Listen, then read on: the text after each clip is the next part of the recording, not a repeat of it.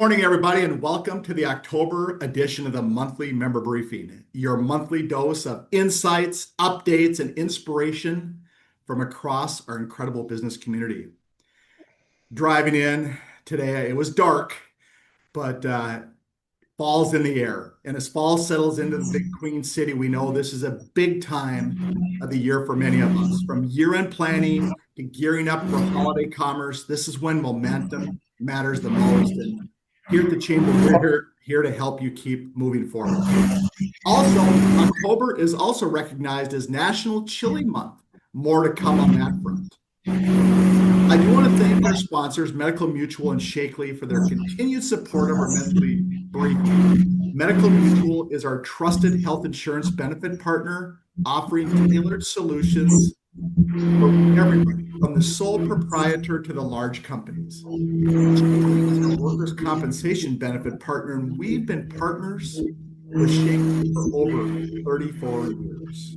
Thank you both to Shakely and MMO for their sponsorship. A couple of quick housekeeping notes. You've joined in listen-only mode with mic cameras muted. However, we do encourage you throughout the session to ask questions by using the Zoom chat box. And we'll try to get to as many questions as possible. Normally, you'd be hearing an update from our Chamber President, Brendan Cull, but he is unable to join us this morning.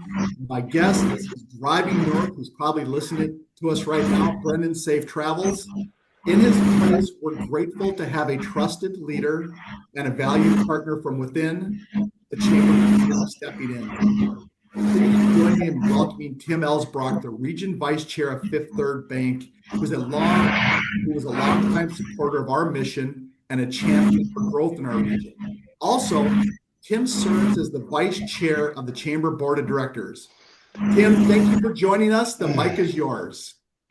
Hey, good morning. Thank you, Thomas. How are you? And thank you all for joining us today and sitting in on this member briefing. As Thomas shared with you that Brendan Cull has other business that has taken him away. I love the fact that he is probably listening and also muted.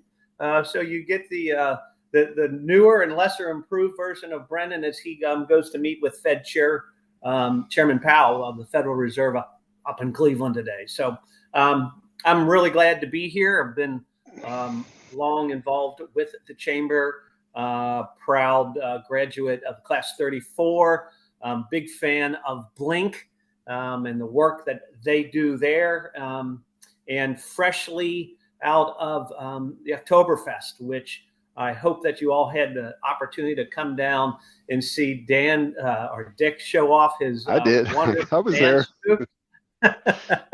What he lacks in talent, he made up for with passion and effort. So well done and welcome, Dick. But this is all part of our monthly member briefings.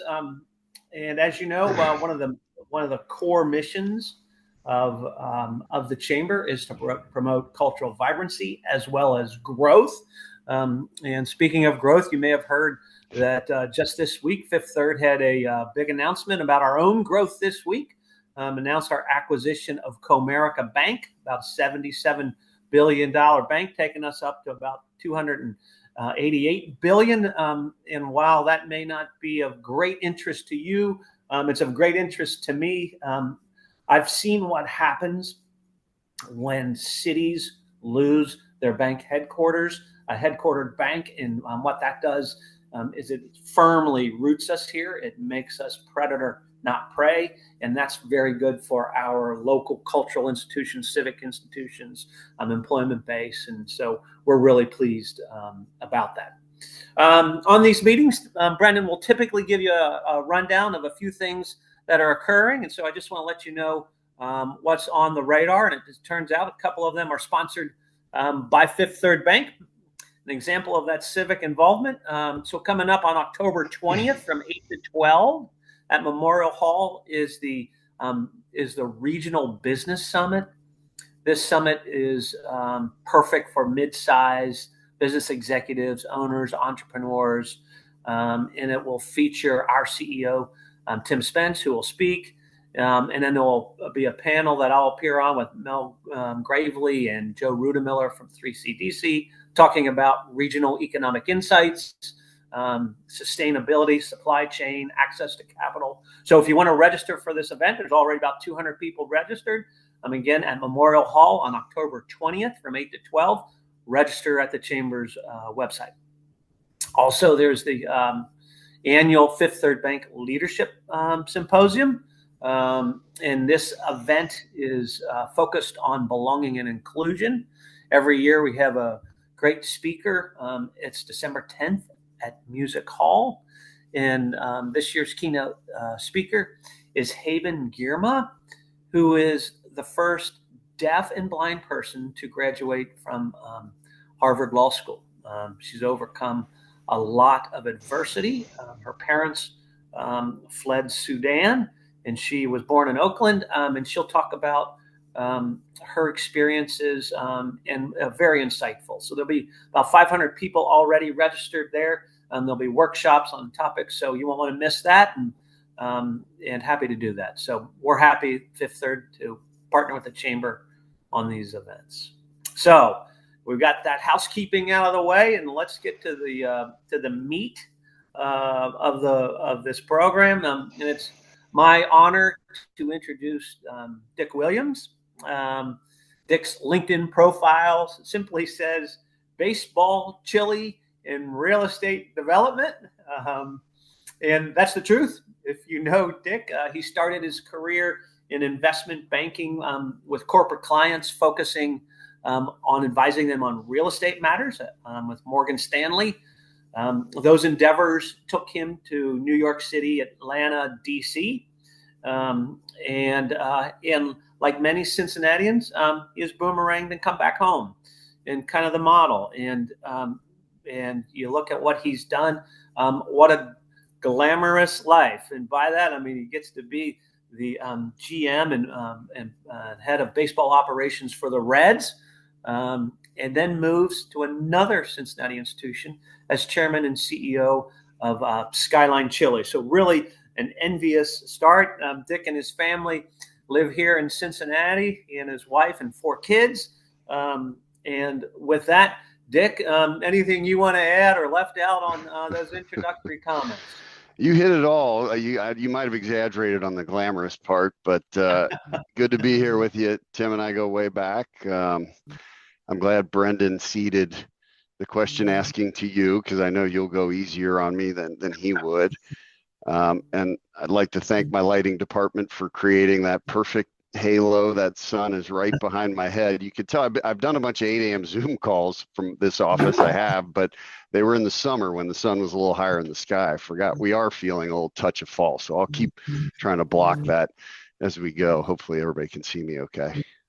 Dick, yeah, it is a halo, but I'd like to point out it's a little tarnished, just a little bit. So it's all good. Well, why don't we get started? Dick, like I said, it's kind of a iconic dream resume, being with the Reds and Skyline, and maybe share with us a little bit of the story of how you came to become the CEO of Skyline. I think a lot of people know the origin of the family, but maybe how did you and your family get involved? Yeah, good question. And it really, you're right to start with family, because we never would have been in the position of having an opportunity to buy Skyline if not for, all the groundwork my grandfather and his brother and my father and his brother had laid, in the city over the years. Some people may know my great grandfather started Western Southern Life Insurance back in the early 1900s. My grandfather started a real estate development company called North American Properties in the 50s, and Dad and my uncle and grandfather have been involved in the Reds and Bengals and other civic endeavors around town. And that, it's fun to talk about. It's a legacy I struggle but strive to live up to. They've just left a big mark on this community, and I think that really helped when Kevin McDonnell was looking to sell the company back in 2020. Skyline had a little bit of a difficult ownership history. It was private for a long time. The Lambrinides family owned it, but they were given advice to take it public in the 80s. It was a public company for 10 years. The the requirements on a public company, as a lot of you know, are a lot different than a private company. And I think Skyline struggled to thrive in that environment with those growth expectations. And it was public for about 10 years. Then it was taken private by private equity. Again, not a local firm, a firm out of Boston. And they just saw it as a growth vehicle. Private equity is in it for the short haul. They're using other people's money, and they got to give that money back quickly. So, they have a 5 to 7 year time horizon at most. And so their idea is to come in, grow it, and sell it. And that again was premature for where Skyline was at the time. And so Kevin McDonald, who was an employee of the company, got financing, local financing, and bought the company and ran it for about 20 years, and then was looking for an exit strategy. And he just wanted it to be a local family. My uncle Tommy had met him in YPO. Had talked to him about his exit strategy, and had really cultivated that relationship for several years. I met a bunch of people who have said they wish they bought Skyline, in 2020, and all of them didn't know it was for sale. It was never marketed.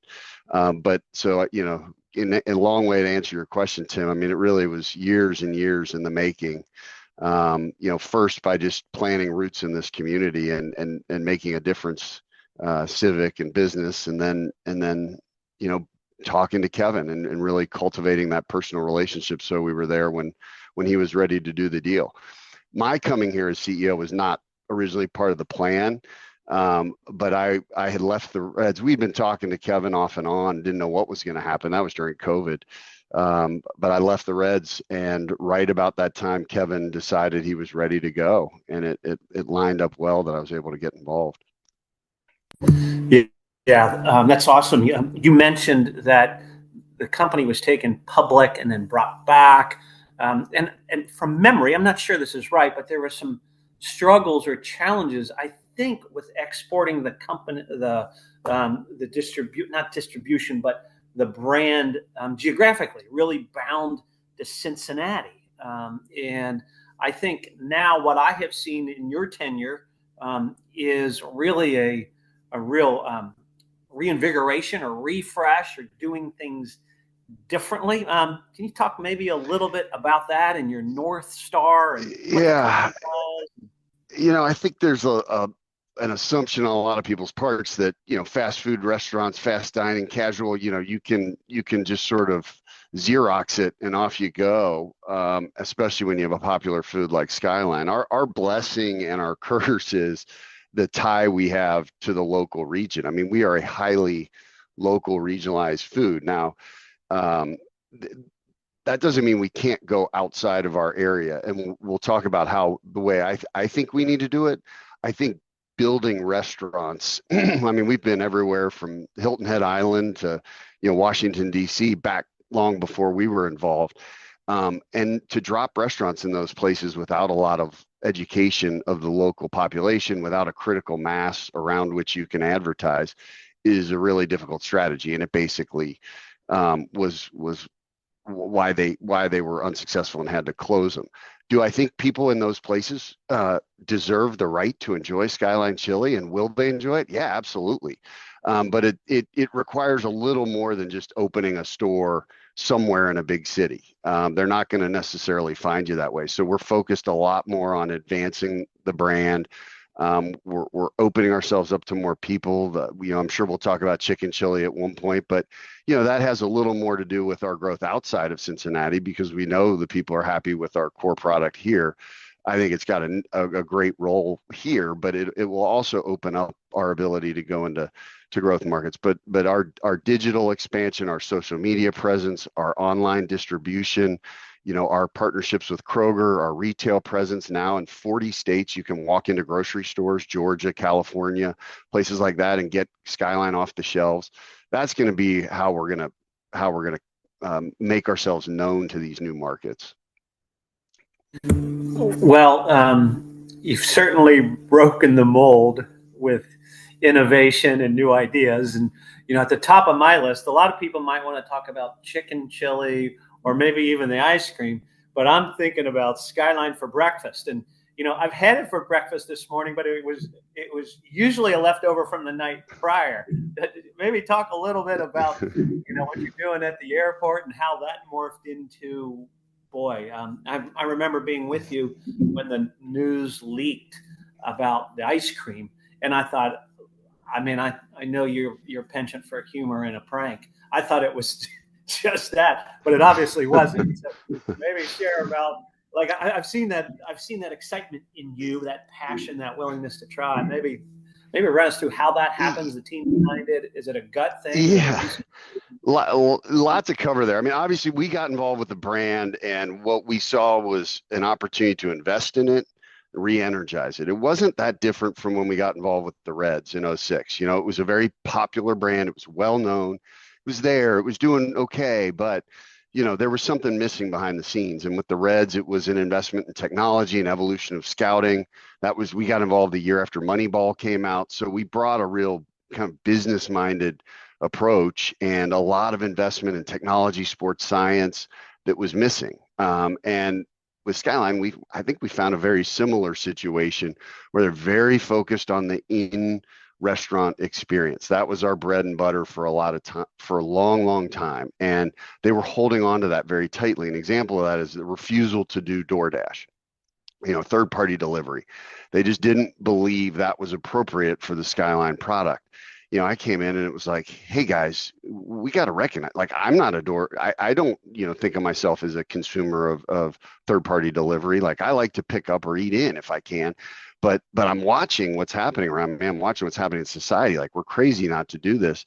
We do $1 million a month top line in our system wide on third-party delivery now. Our restaurant, we used to have 65% customers dining in the restaurant. It's more like 40% now.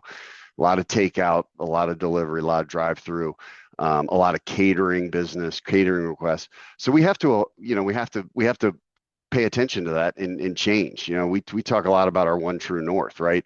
Your one true north is chili. We know we have an iconic chili that people are going to love. How they enjoy it, where they enjoy it, when they enjoy it, whether it's for breakfast, that part you have to be open to, and you have to explore, and you have to evolve with your customer. And so we are gearing much more now towards off-premise consumption. If you want us to show up at a party, at a gathering, Skyline is like a part of the family. They're an additional invite. I just was with a guy yesterday, and he's like, we just had our 40th high school reunion, and of course Skyline was like part of the whole celebration for 2 days. We went to Skyline multiple times. We had it brought to an event, and it's just like part of your your program. So we are trying to evolve there. The breakfast thing was sort of the first idea we came up with. It was outside of the box, and it was more just to test the team here. It was sort of like, why not? If we have the infrastructure in place, we have the restaurants, we know people love the food, we know people eat us all times of night and day. Like, what if we put together a breakfast, a product, a to-go offering? And I think that's our most successful and interesting one, is that breakfast burrito that you can carry with you. You can take it in the car. You can, because Skyline, let's be honest, like, it isn't the easiest thing to eat on the run in certain formats like three-ways. So, we tested it. People love the taste. They like the product. It's just a question of getting the franchisees to add those extra hours. But we've spent a lot of time explaining to them, economically, it's a no-brainer, right? You add a couple hours of staff time. That's your only incremental expense. You're already paying your rent, your utilities, your real estate taxes. You've got all these sunk costs. You might as well try to open that store a couple hours early and see what we can get. Yeah, Dick, as I mentioned earlier, it seems like that you seriously take the mission of running the company with great pride and innovation. I've seen that in that, and that's great for us. I know you mentioned about exporting the brand. I have a couple of my 4 sons. 2 of them live in Chicago, and and it's easy to express your civic pride through a Reds jersey or a Bengals jersey or FC jersey, but they do it through their Skyline hat and Skyline T-shirts, and so that's really great. I say, Tim, when I used to travel with the Reds, and I've done a lot of that in traveling now in this role of Skyline. But we all travel as Cincinnatians, and when you say Cincinnati, people either snap back with, I think they snap back with Skyline more than they do the sports teams. It's just something unique about it. And everybody's got a connection. They had it once at a party. A buddy of theirs from Cincinnati, they met at college, brought it to them, and they remember it and they enjoy it. And that's why we got to make it more readily available to all those people. Yeah, they wear a Skyline hat or T-shirt. They say they walk the streets of Chicago and people will shout out to them. So name a brand. We all love. I mean, everybody loves Chick-fil-A, right? They like Dewey's Pizza. They eat McDonald's or whatever. But like, name one of those companies where people will put their shirts on and hats on and wear their gear. And you see Skyline gear everywhere because they're talking not just about the food. They're talking about where they're from. Yeah, for sure. You mentioned your social media presence. Maybe talk a little bit about what that's like at Skyline. What's the mission? How's that play out, and what do you try to accomplish through that?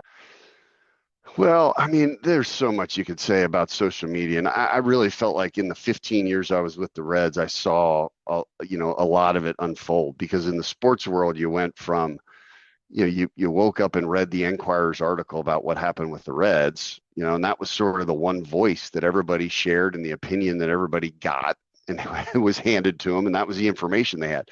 Now you've got everybody from players and coaches and fans putting out so much information, even during the course of a game.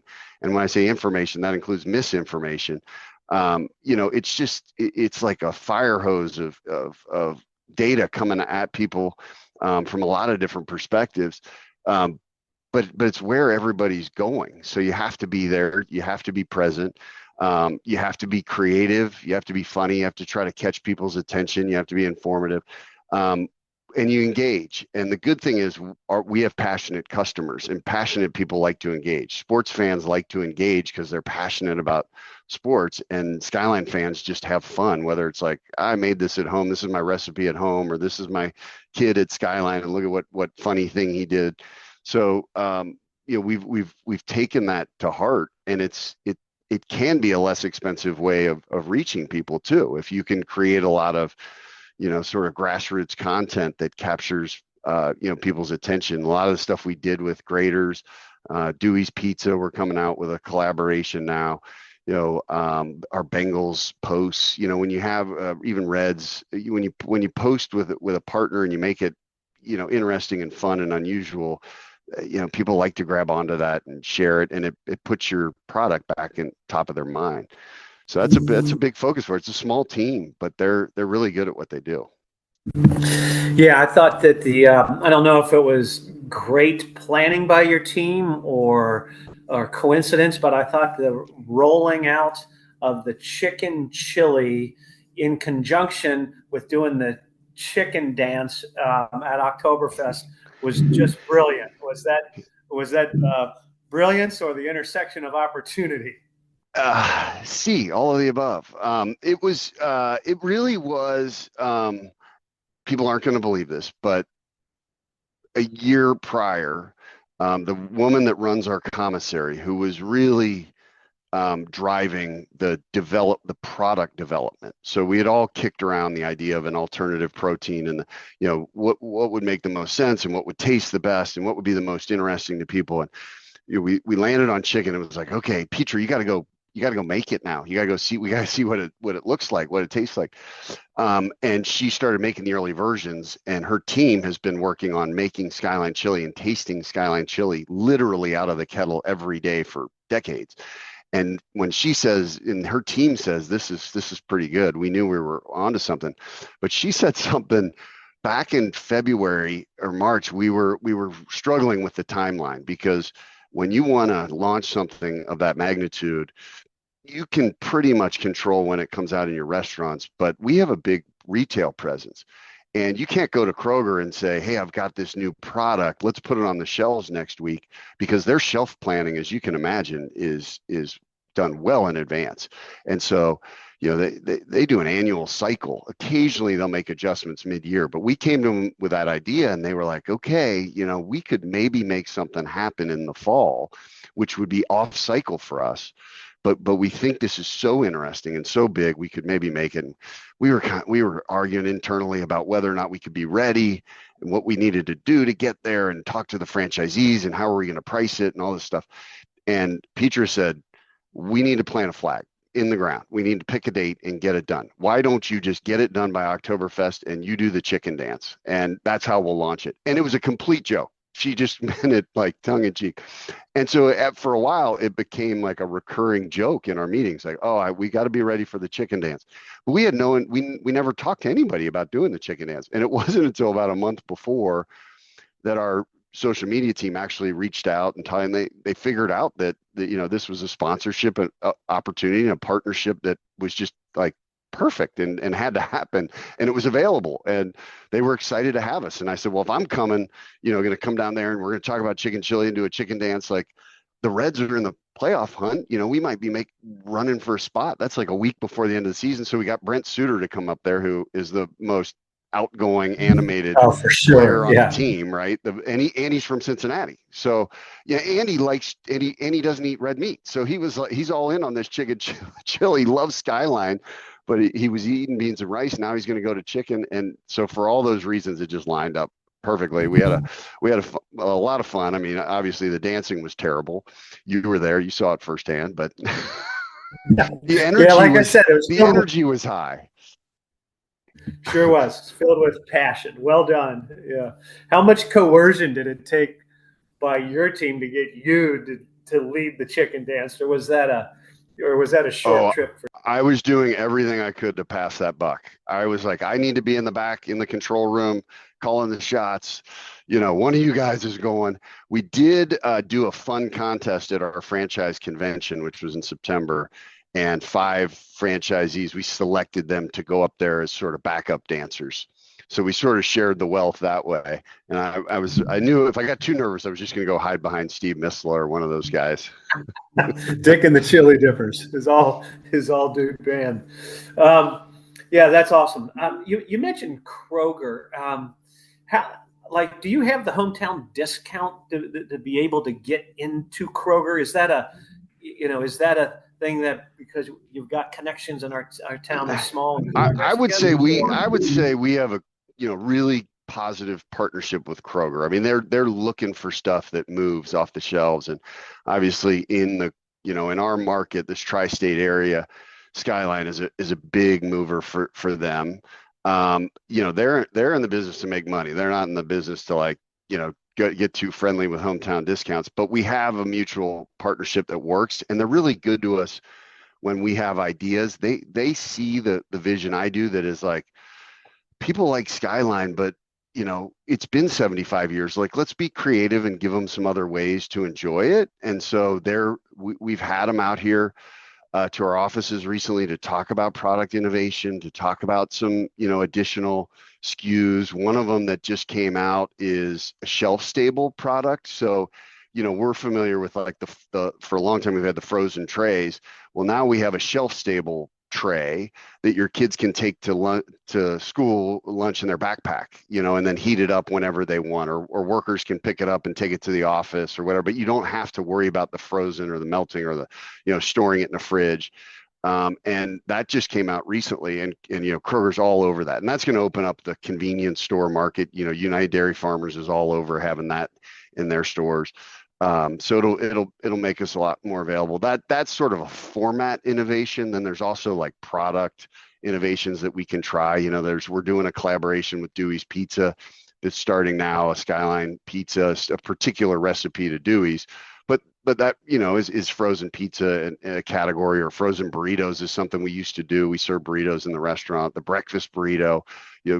Kroger's always asking for that stuff. And so when we came to them with chicken chili, they were like, great, that is a big category for us. And people love the Skyline. I can tell that sun is really getting up there. And so they've been really supportive in terms of what they can do in store. They can get really creative with those end caps, and but there's a lot of people fighting for that attention, and I think we get a little bit of an edge being local for sure.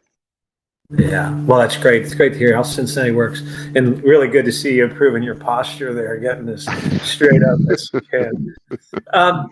I'm sorry to keep drilling down on the Skyline thing. Share the story of how did you ice cream? Like, how did you come up with the flavor? How do you take something that no one's going to think about as an ice cream flavor and actually make it something that tastes good and people want to eat? What was that process? You weren't the only one that thought it was a joke when it first came around. It actually, the idea came from graders. They proposed doing something. We had bought part of Skyline. The way we acquired Skyline was actually a two-part transaction. We bought half. I joined the board along with my uncle. We worked with Kevin McDonald for a few years, and then we bought the other half. So during those first couple of years, while Kevin was still here, Rich was saying, we got to try something. And we did test flavors, and the graders were getting pretty excited about it, but Kevin was not. And so we ended up just sort of hitting the pause button. And then after we bought Kevin out, I called Rich and said, I'm willing to revisit this. So we went through a lot of iterations, and Rich was a little more trying to do something like really crazy. And I was more about trying to do something that people would really like. And so it created a little bit of creative tension between the two of us. And an example is he went and bought like $10,000 worth of frozen cheese flakes. And he was like, if we're doing Skyline chili ice cream, something that's never been done is like cheese flakes in the ice cream. And I was like, man, Rich, like, I don't know about that. There's a reason that cheese flakes have never been put in an ice cream. But I was all about trying to do something nobody had done before and do something uniquely Skyline. So we did try that, and it got to the finish line. And I remember being at graders, we were tasting it. Rich is like, okay, I think this is it. And I wasn't totally feeling it. And I went home and tried to get my wife and kids to do it. And they were like, you're what? And I called Rich back. I was like, man, I hate to do this, but we're not there. And to his credit, he was like, okay, let me think. Call me back. And he was like, within a matter of a week or so. And he was like, I got it. I can take the oyster cracker and I can dip it in the same, solution that we use for cookies when we do cookies and cream. And it'll keep it crisp. It'll make it taste good. It'll be uniquely, what's more uniquely Skyline than an oyster cracker? We knew the ice cream that we had made, the cinnamon flavor with the sky was great. But when he came up with that oyster cracker idea, it was like, all right, we're done. We're good. We are good. Now, what happened was we had to tell Kroger well in advance that we were going to do an ice cream. They had imagery of that with the cheese flakes in it. They had like an image. And to this day, nobody can explain how it happened, but someone at Kroger put that on their website like it was for sale. And we hadn't even made the batches yet. And so that leaked. And so everybody saw that and went gross. And JD Vance tweeted, President Trump and I will stop this. And, all heck broke loose. And we're like, hey, hold on. That's not even the real, that's not even the real ice cream. But it showed us like, that went everywhere. That was on the news in California and in New York. And we were like, okay, man, people are paying attention. So we did eventually come out with it. I did send a case to the vice president and said, I don't blame you for being skeptical, but I hope you give it a try. And we had a little fun with it. But when it came out for real, I think our only regret was that we didn't make more. So that's why it's back.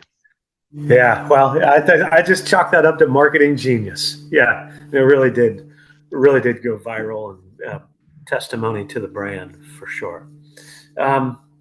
So let's just transition a little bit, maybe to your time at the Reds. I know we got probably another minute or two here, but tell me what were some of the lessons that you learned from your experiences running a professional baseball team?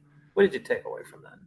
Oh man, that was something else. I mean, and it's just, great business where you develop a lot of personal relationships. I mean, you really go into battle every day with a group of guys and get to know them well. And it's a unique business to be a part of. I like Skyline. I lucked into it. I grew up, my grandfather and my dad were part of the Reds ownership, but they sold out in the 80s. And years later, we got involved with the Cardinals with Bill DeWitt. But then in 06, the opportunity presented itself with Bob Castellini and my dad and Uncle and a handful of other great Cincinnati business leaders acquiring the team. And I was living in Atlanta at the time. I had no plans to move back, but it really was a confluence of great circumstances. I mentioned Moneyball had just been written.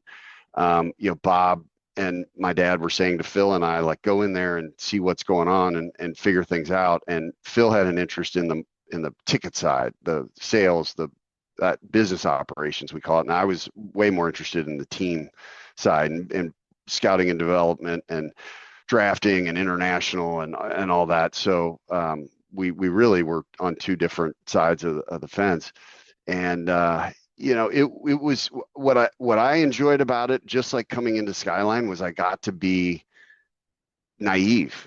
I got to ask a lot of questions. I got to learn, and I had a real confidence in my knowledge of business and analytics, and I was able to just ask these guys why we were doing things a certain way. And it led to a lot of fascinating stories, and we'll do those at another time. But to be involved in baseball in those 10 or 15 years was fascinating, because the evolution of technology was like happening before our eyes, just like social media was changing, just like our cell phones were changing. I mean, the information you see on a TV broadcast now of baseball, like that went from 0 to 80 really right in that 10 or 15 years. And so being a part of that, trying to evolve a team on the fly was a lot of fun. Yeah, that's great. Thanks for sharing that. So, Dick, I know you played a little baseball in your time, and I'm going to see if you can hit a curveball right now. We didn't rehearse this, but I'm going to ask Dick 5 quick questions, 1 or 2 word answers. Don't have to go. So here we go. This is the hot seat. What's your favorite vacation spot in the last 5 years? Sea Island, Georgia. Your favorite Cincinnati Reds baseball player of all time? Eric Davis. Oh, great call. What's your genre of music? I would say like Dave Matthews. I would call that like rock, but newer. That a shout out to your UVA roots. Take him back. He was there when I was there. I got out in '93, so we definitely overlapped. Are you more of a Taylor Swift or Sabrina Carpenter guy? Well, I've seen Taylor Swift. I was in Portugal, and we went and got tickets for like $100, and there were people there from New York who flew from New York because it was cheaper to see her in Lisbon than. Oh my but gosh, we just happened to be there, and we just bought them off the internet. It was awesome. So we'll write you down as a Taylor Swift guy then. And then lastly, what's your in your leisure time? What's your favorite activity? What do you like to do when you get just time for yourself? Oh, anything with my kids. That's a cop out, but like I got 4 kids that are like in that perfect age. They'll do whatever, anything with them. Get on a boat, I think, is number one. Yeah, well, it's great. Well, we thank you. That was hot, Timmy. Jeez, yeah. Really put me on that. You can hit a curveball. Well done. Look, man, I had to answer all those questions about the Reds during some pretty tough years. So believe me, I've this was a layup. There's not much you could throw at me that. Yeah. All right. Well, thank you for your time. We appreciate not only you making your time available to us today, but for what you and your family and the companies do for our city. It's what leads to vibrancy, and it bodes well. So thank you very much. We don't take it for granted. Thank you. You can count on me continuing to be involved. This is a great organization. I of course, took Brendan's call when he reached out, and loved giving back and loved being involved. And, if anybody wants to, get in touch offline, I'm pretty easy to find. Thanks for the kind words. And as a sign of their commitment to the city, they've agreed to donate to the Free Store Food Bank a can of Skyline chicken chili for every participant that joins us today. So thank you for doing that.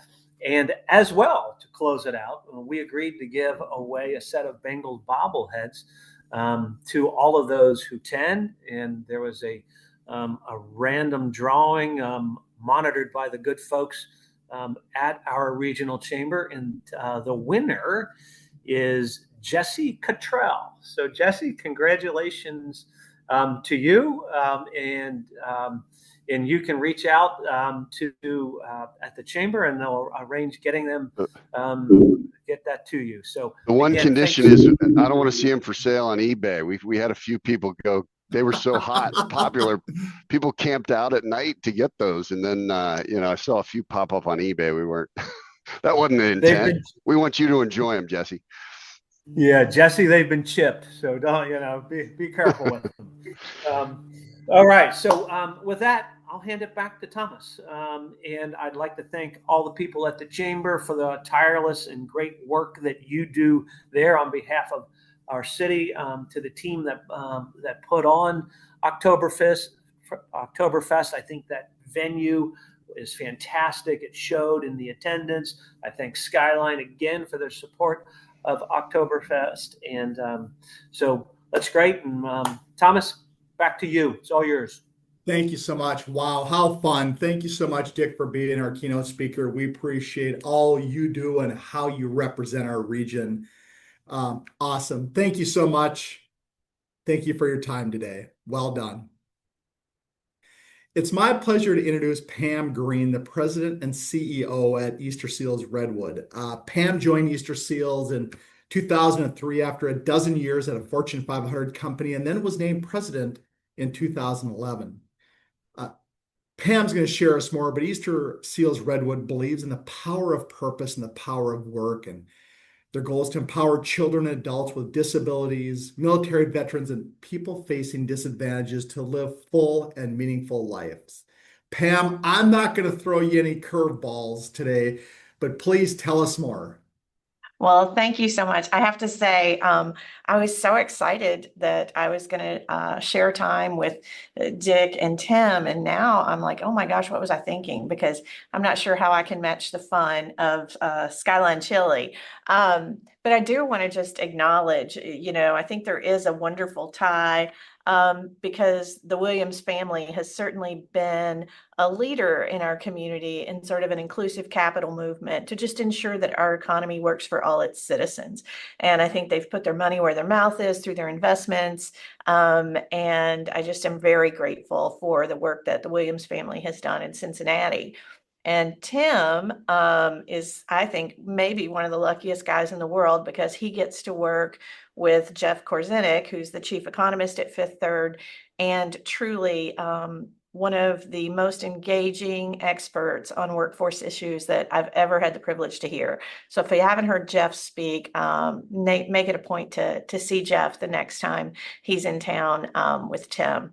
So as Tom said, I'm Pam Green, and at Easter Seals Redwood, I've been here a long time, and we believe in the power of purpose and the power of work. We think that with the right skills and support, everybody can achieve the thrill of success. We focus specifically on children and adults with disabilities, veterans, and people who are economically disadvantaged. And today, versus the big general, Easter Seals Redwood serves 7,000 people, 400 employees. What I really want to talk to you about today is our social enterprise businesses. So Chat GPT tells me that social enterprise is a business that basically just operates to achieve a social or environmental mission. And, that is what we do with our two businesses. We work to combine business principles with for-profit principles to kind of create a double bottom line. Actually, in one of our businesses, Building Value, we say it's a triple bottom line: people, planet, profit. But people and profit are equally valued. Here in Cincinnati, we have a great ecosystem of social purpose businesses. Some are B Corp for-profit enterprises like MadTree. Others are nonprofits like Easter Seals Redwood. So at Easter Seals Redwood, we operate two social enterprise businesses. One is Building Value. It's over in Northside. The other is our Packaging and Fulfillment Center, which I'll talk about more in a minute. But they've been in business for a combined more than 50 years. They generate about $5 million in revenue in our agency and help us to provide paid employment and training to more than 100 people with disabilities, economic disadvantages, and veterans each year. So why do it? I think the reality is that the people we serve are folks with skill, they're folks with will, but they need a little bit more support entering the world of work than, quite frankly, most employers are able to offer. So we ensure that folks are ready to work by employing them ourselves first. I'll talk about building value as an example. At Building Value, we have a retail store in Northside, but what we really exist to do is to train folks for jobs in commercial construction. And so our trainees work on a crew, they go out and do deconstruction jobs, so they learn how to be supervised by a foreman, what your commitment is to your crew. They get things like OSHA certifications and Bobcat and forklift. But maybe most importantly to them, they learn how to manage some of the challenges in their life that stand in the way of their success. Challenges like transportation and childcare. So I'm really proud. We chose construction because construction's been a path to the middle class for generations of Americans. We have a fantastic partnership with Messer Construction and their subcontractors. And I'm really proud that our Urban Workforce Development Initiative has placed more than 100 folks from urban core zip codes into jobs in commercial constructions. And so we're really proud of that work. But today, I want to talk with you a little bit more about our Packaging and Fulfillment Center. So Paige, if you can just, there you go, thank you. So we launched our Packaging and Fulfillment Center practically as soon as we were founded here in Greater Cincinnati in the 70s.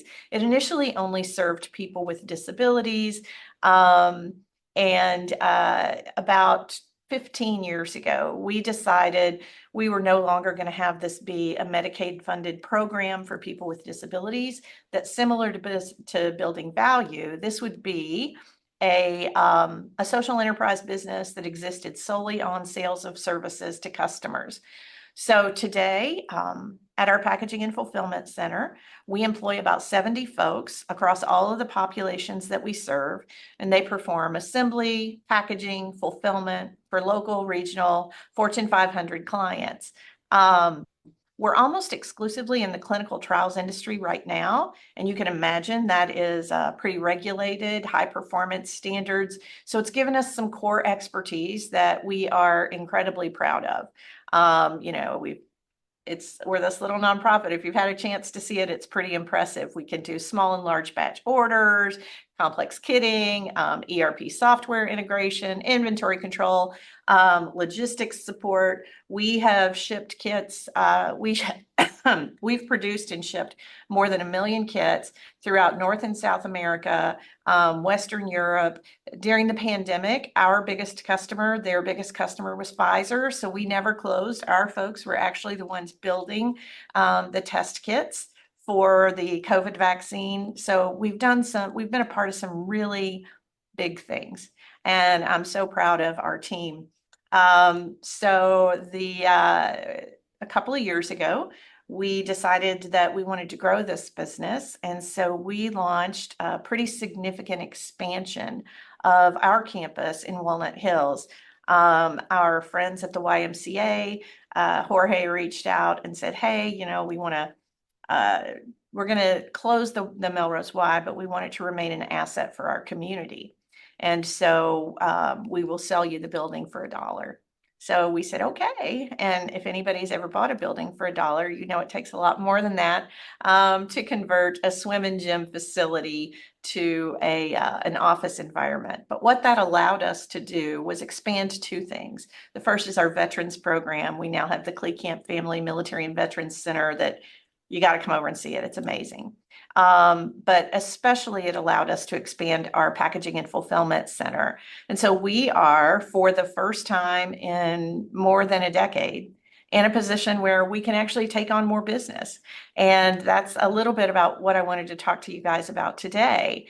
One of the things about running a social enterprise is that our workforce is a little less efficient by design. So to say our margins are slim is an understatement.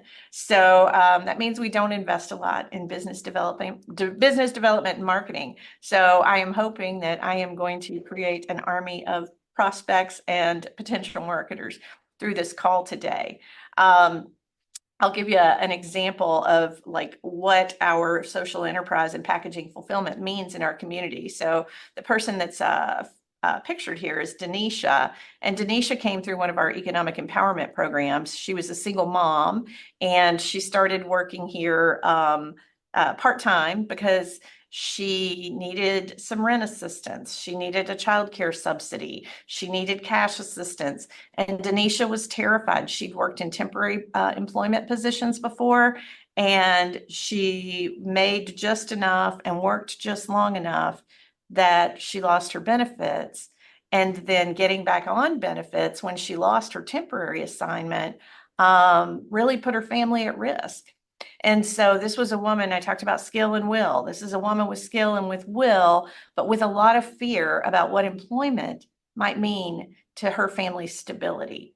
And so that's one of the challenges that we seek to address, to help people learn that you can work, you can provide for your family, there can be stability, there can be healthcare, you can make enough money to pay your rent. And when you give what you've got to your employer, you get back a lot. And so when I think about what it is that we're doing, I know I'm a little biased, but I think if you have an opportunity, if you do work in kitting or assembly, and you have an opportunity to work with a vendor that meets all your quality standards, all your on-time delivery standards, all your pricing requirements, and at the same time is strengthening our community by reducing poverty and connecting people to the power of work and power of purpose, why wouldn't you do it? So I encourage all of you to reach out if you'd like to learn more about our social enterprises or the work that we do. And I am so grateful for the opportunity to share more with you. So with that, Tom, I think I achieved my time limit, and I'm going to toss it right back to you and Sean. Pam, thank you so much. It was truly inspiring to hear all about the impactful work you guys are doing at Easter Seals in the community and in the region. And we look forward. We have meetings coming up. We look forward to growing with you and your team in the future. Thank you so much. Thank you. It's my pleasure to introduce my colleague, Sean Comer. He's the VP of the Leadership Center. And I think a lot of you on this call have been through the leadership programs. And if you haven't, please reach out to myself or Sean, because you're missing out, whether it's yourself or your company. Sean is going to share some of the incredible things happening in leadership. Sean, welcome to the show. Love your backdrop. Take it away.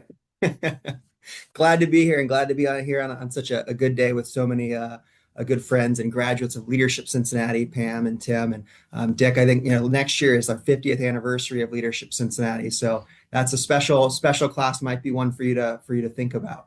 Obviously, a great program. 50 years of leadership development here at the Chamber. Really proud of.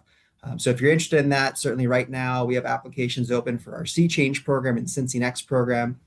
Both, I think today's like kind of a special Fifth Third Day, because believe it or not, the title sponsor on both of those leadership programs is Fifth Third Bank. And so Sea Change is a great program to get involved in the civic community for leaders with more than 8 years of experience. Cincy Next is for leaders with less than 8 years of experience. So both those programs are accepting applications for just another week. So certainly check those out at our website. Again, great way to end up spending time in spaces like Easter Seals Redwood, where we took our Leadership Cincinnati group through a tour last year and understand what's going on in that space and better understand what's going on in that community and figure out how to plug in. I want to reemphasize what Tim shared earlier. We have two really great events coming up. We're really excited about the Regional Business Summit on Monday, October 20th at Memorial Hall. As Tim mentioned, he'll be on one of the first panels of the day. I get to moderate his panel, so I'll be thinking about what my 5 questions are to throw his way at the end of that conversation to throw him off balance a little bit. Dick, you're welcome to join us that morning as well. As I said, he'll be on the. We all know I can't hit a curveball. No need to prove it. He'll be on stage with Mel Gravy from Triversity Construction and Joe Rudimer from 3CDC. We'll get to hear from the beginning of the day from Tim Spence and Brendan Call. Excited to have Tim on there as they move into that space, the 9th largest bank in the country. Talk about growth and investment in our community, but also in our small businesses. Folks from the U.S. Business Administration and from the Community Reinvestment Fund. Again, topics like supply chain and diversity. and also about access to capital. So it should be a great day. 200 people signed up. I would encourage you to check out our website and join that event. And then, as Tim shared, our annual leadership symposium in December, where again we have a really incredible keynote speaker, Haben Girma, who's overcome so much in her life to graduate from law school and get through that. And I think that day there's going to be so much focus on access, right? Accessibility, disability, and so having Pam here today to talk about Easter Seals Redwood there, we're really excited to have that be the focus of that day and that experience. So we have some great events coming up, great programs that are online. If you're looking for anything in terms of leadership development or you're learning about the community, learning about what's going on, please connect with us here at the Chamber, and we will happily direct you in the right way. Thank you, Sean. And again, if anybody has any questions or needs to get connected to anybody on the call, please let me know. We'll make sure we make that happen. Or if you have interest in one of the programs we talked about today, we're here to help. We're here to serve you. What an honor for me sharing the screen today with such an impressive group of leaders. You guys make my job easy, so thank you so much. I do want to call out and thank Tim for a job well done this morning. We deeply appreciate your commitment, not only to the Chamber, but to the greater Cincinnati business community. We loved having you on. We loved the back and forth. We loved how Pam came on and played right off that. And Sean, you closed it. So, Sean, I do like going forward in our EOS meetings, the 5 curveballs. That may be something we'll have to talk to Kate about. Right. I do want to remind everybody there's a copy of the monthly member briefing curated on our website for further viewing. It goes back 4 years. Give us a couple hours to get it up, but you'll find it there. If there's something you're saying, boy, I wish I forgot what was said here, feel free to go back and listen. And if you have any trouble getting on that, please let me know. I do want to have you mark your calendars for November 13th, our next monthly member briefing. I'm pleased to announce that our keynote speaker will be Robert McGrath, the president and CEO of the Cincinnati Symphony Orchestra. We're excited. We have a great event lined up, so mark your calendars for November 13th. Have a great National Chili Month. Have a great Halloween month. Have a great fall. I know a lot of you are working on your budgets for next year. May Godspeed. Take care. Thank you, everybody.